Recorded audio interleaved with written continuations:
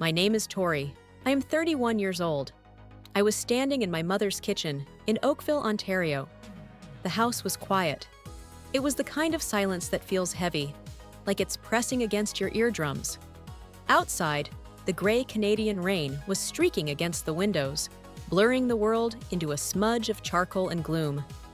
The scent of her lavender candles still lingered in the corners of the room.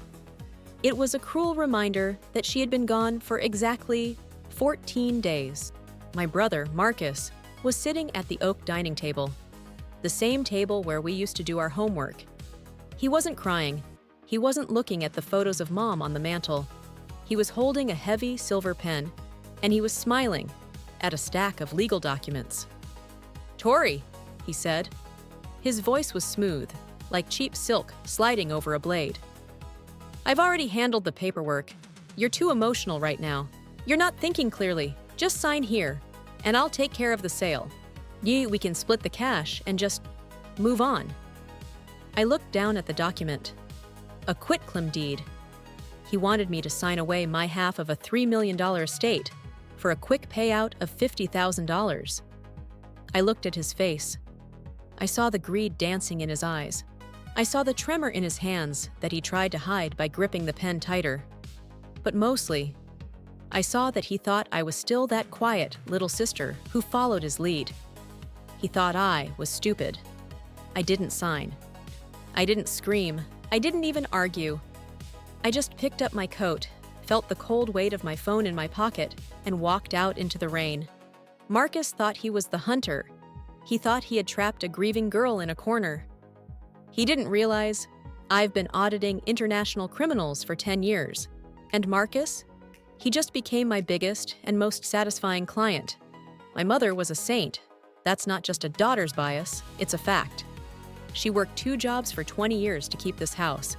When my father died suddenly when I was 10, he left her with nothing but a mountain of debt and 2 hungry children. She didn't complain. She just worked.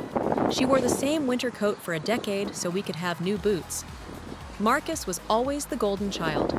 He was 3 years older, charming, and a complete disaster with reality. He lived a luxury lifestyle in Toronto, posting photos of VIP tables and designer watches, all on a bartender's salary and a rotating door of maxed-out credit cards. Mom always bailed him out. She thought he was just finding himself. She thought her love could fix his lack of character. I was the quiet one. I was the one who worked through university, cleaning offices at 3 in the morning to pay for my accounting degree. I became a forensic auditor. I spent my days in windowless rooms, tracking offshore accounts and unmasking the money that powerful people tried to hide. I've seen the worst of humanity reflected in bank statements. I knew the smell of a lie before it was even spoken. I never thought I would smell it in my own living room. When Mom got sick, I was the one who moved back to Oakville. I was the one who changed the bandages.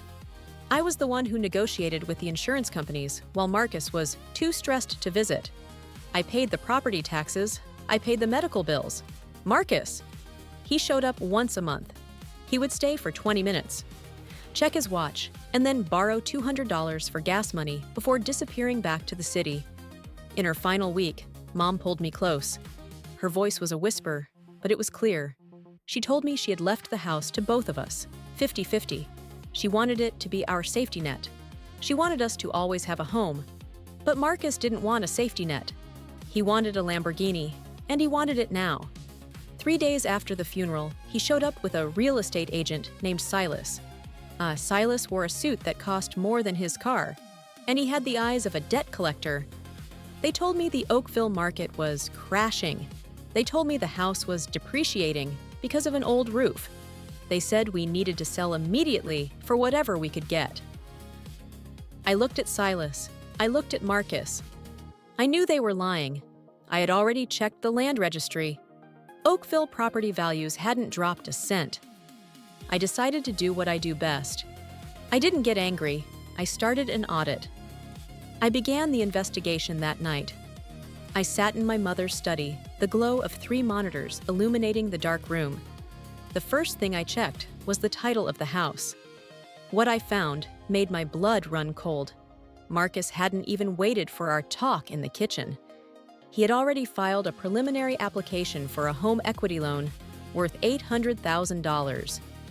To do that, he needed my signature, and there it was.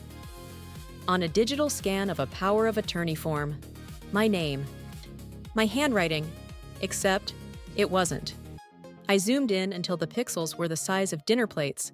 To the average bank clerk, it looked perfect. But I've spent thousands of hours looking at simulated forgeries. He had missed a tiny, microscopic loop in the T of my name. He had used too much pen pressure on the I. He had committed a felony before our mother's grave was even settled.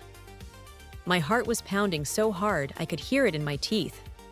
I wanted to run into the hallway, wake him up, howl and scream until my lungs gave out. But in my world, anger is a liability. Documentation is an asset. I spent the next 48 hours digging deeper. I went into Marcus's digital shadow. I tracked his social media, his public filings, and his linked accounts. I found the rot. Marcus didn't just have credit card debt. He owed $200,000 to a private lending group based in North York. In Canada, we don't call them lenders. We call them sharks. They don't report to credit bureaus. They report to your front door with baseball bats. He wasn't just being greedy. Marcus was terrified. He had promised these people a massive payout from the inheritance, and they were losing their patience. I called my contact at the land registry office. I flagged the house title for suspected fraudulent modification, but I told them not to freeze it yet. I wanted to see how far down the rabbit hole he would go. That evening, Marcus came back to the house. He brought a bottle of expensive wine, bought with money he didn't have. He tried to play the protective big brother again. "Tori, don't be difficult," he said, pouring a glass. "The bank is going to foreclose. I saw the notices. We're going to lose everything if we don't sign with Silas by Friday. I'm trying to save your credit, sis. I'm trying to save our legacy." I looked him straight in the eyes. I felt a cold, sharp satisfaction spreading through my chest. It was the feeling of a surgeon who has just found the tumor. "I'll sign, Marcus," I said. My voice was calm, steady. "But I'm not signing a quitclaim. I want to see the final closing documents from your lawyer first. I want to make sure the numbers are right." He grinned. It was a wide, triumphant smile that didn't reach his eyes. He thought he had won. He thought he had broken me. He didn't see the tiny recording device I had hidden in the bowl of lemons on the counter. He didn't see the trap I was building, brick by brick, around his neck. The closing was set for Friday afternoon. Marcus chose a small, shady law office in a strip mall in Mississauga.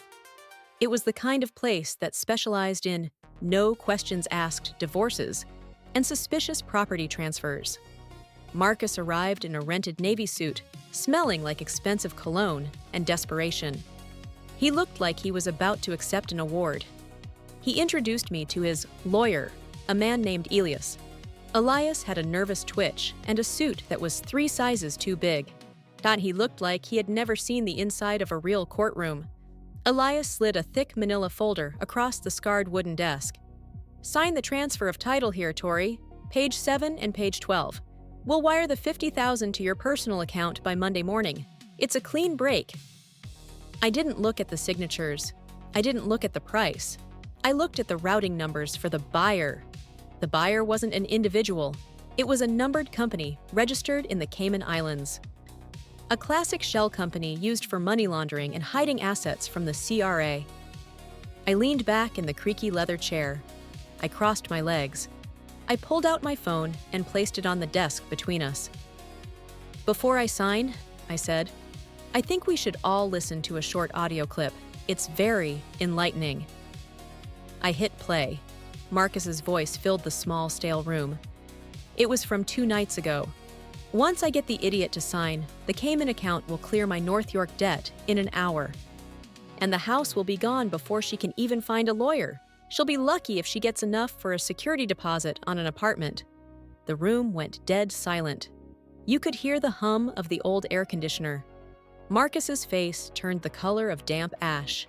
He tried to laugh, but it came out as a pathetic croak. "Tori, you're taking that out of context. I was venting." You know how stressed I've been." "Sit down, Marcus," I said. My voice wasn't loud. It was just sharp, like a razor blade held to a throat. I pulled out a second folder from my bag, a blue one.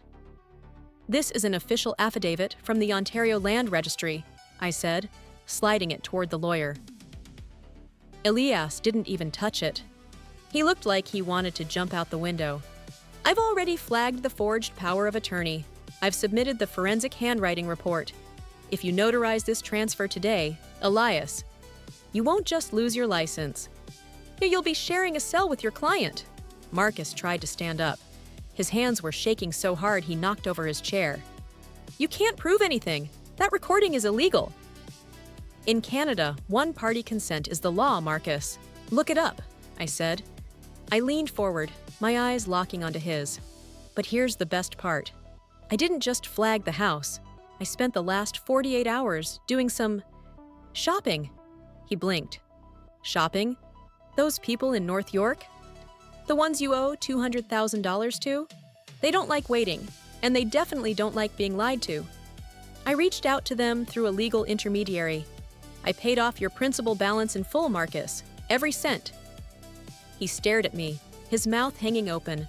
For a second, he actually looked relieved. You paid it? You saved me?" I gave him the coldest smile I've ever produced. "I didn't save you, Marcus. I bought you. In exchange for that payment. They legally assigned the debt to me. I'm now your primary creditor. Every dollar you owe to me, personally." He fell back against the wall. "And since you've admitted to felony fraud on tape," I continued, "I'm calling in the full balance, right now, in 1 hour. If you don't have $200,000 by 5 o'clock, I'm filing for a personal bankruptcy injunction against you. I'm going to strip you of every designer watch, every suit, and every cent you have left." I stood up and smoothed my coat. I looked at the shady lawyer. "If I were you, Elias, I'd leave, now. The RCMP Financial Crimes Unit is in the lobby. They aren't here for you, yet. But they are definitely here for Marcus." Marcus tried to run for the back door. He was fast, but the 2 officers waiting in the hallway were faster. They didn't use sirens. They didn't make a scene. They just walked him out in handcuffs while he sobbed like a broken child, calling my name, begging for family mercy. I stood on the sidewalk in the rain and watched the white and blue cruiser pull away. I didn't feel sad. I didn't feel guilty. I just felt clean. It's been 6 months since that day in Mississauga. The house in Oakville is still there.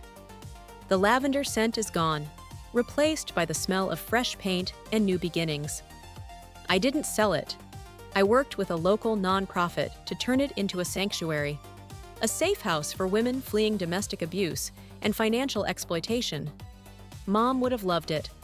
She would have been proud that her hard work is now protecting people who have nowhere else to go. Marcus is currently serving 3 years in a federal facility for fraud, forgery, and identity theft. He calls me from the prison phone once a week, begging for money, promising he's changed. I don't answer. I've blocked the facility's number. My other siblings, the ones who stayed in Toronto and never helped with Mom, they think I'm cruel. They tell people I destroyed my own brother over a house. They say blood is thicker than water. I disagree. Blood means you should be the one person I can trust in a storm. If you use that blood to hide the knife you're stabbing into my back, then you aren't family. You're just a stranger with my last name, and you're a stranger who needs to be audited. If you are listening to this and you have a Marcus in your life, don't wait for them to change. Don't wait for them to realize how much you've done for them. They won't. Protect yourself. Document every conversation. Watch your bank accounts. And remember, a quiet auditor with a spreadsheet is 1,000 times more dangerous than a loud criminal with a pen. Stay sharp, trust your gut, and never, ever let greed win.